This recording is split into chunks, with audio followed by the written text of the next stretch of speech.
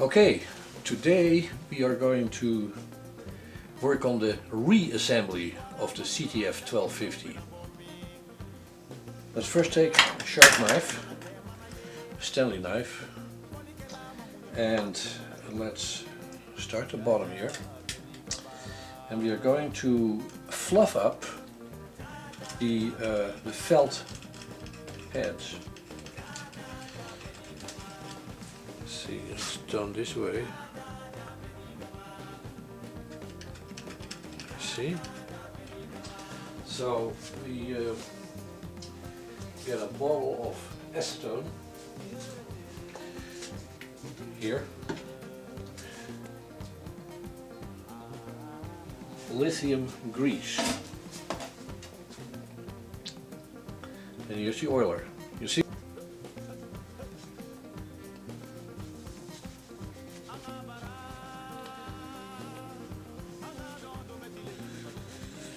It's important that it is very clean. If it isn't, the thing is going to slip, and then we are going to grease up the spring a little bit.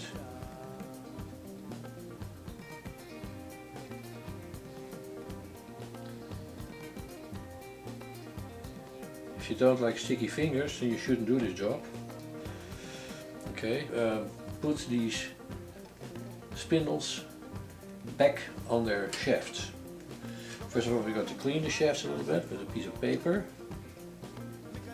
Very good.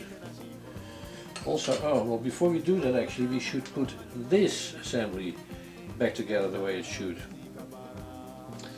Okay, so the pointer knife, we scratch a little bit this felt until it starts to fluff up. A little bit of that.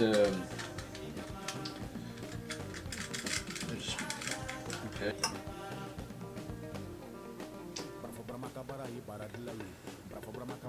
It's clean, and we are going to, let's see, oh yeah, now we need to oil this.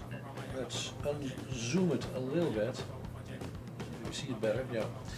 We're going to take this base plate and we are going to put this butterfly interrupter off the top, and we're going to stick this nylon pulley back on it. See, and then the idler itself goes there. The idler should hit this. Let's see. Reinstall the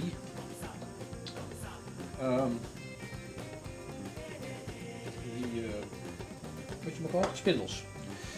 Spindle number 1 goes on the right, the one with the pull friction between this rubber belt and this rubber wheel and the various clutches, okay?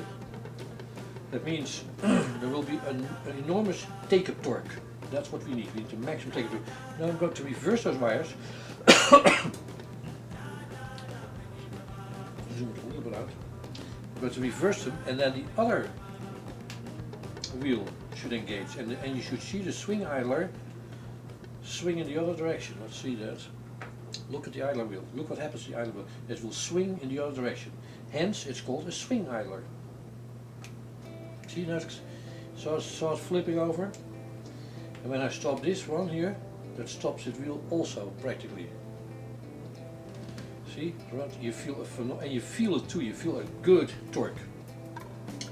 Well, that is this part.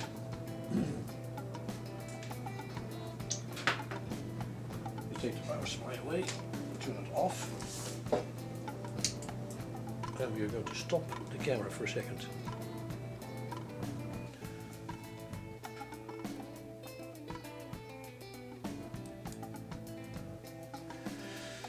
Okay, part 3.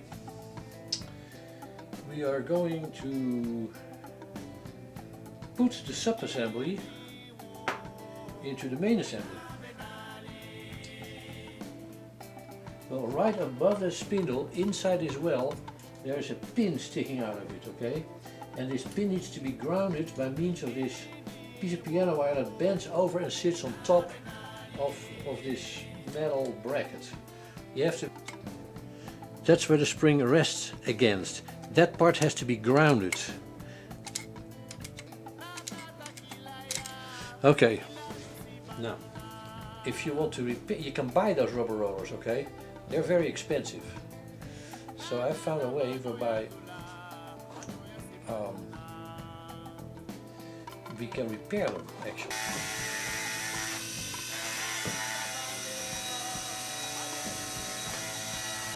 Top of it. See that? And now we take the C washer. The C washer goes on top of that.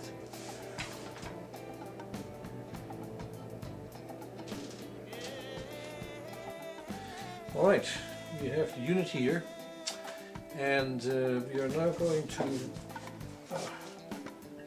clean the switches. For that, we use a bottle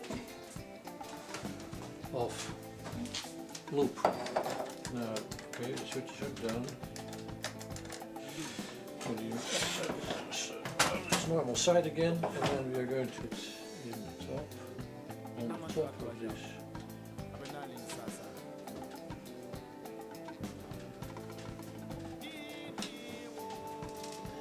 Things not lined up properly.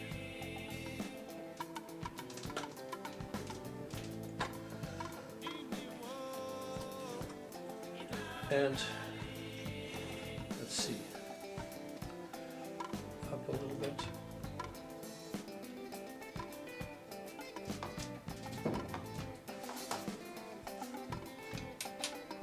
Yeah, it's on. We take this cassette first. This is a special cassette I made. What I did, I took a saw and I cut this part out of it. Then I took all the tape guides that hold the tape in. Okay, and I'm going to put the unit in the forward, in the rewind mode.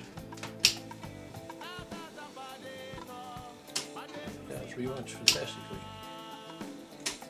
Forward. Stick the cassette into it.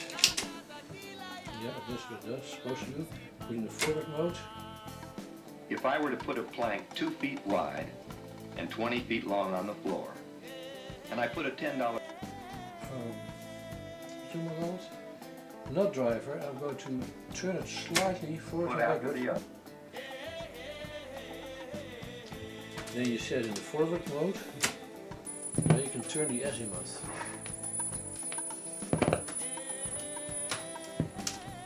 Turn this azimuth screw and look what happens. See, it goes from small to larger, and if I keep turning it leaves small. I want to set it so that it has maximum amplitude and so that the two are in phase. This is out of phase,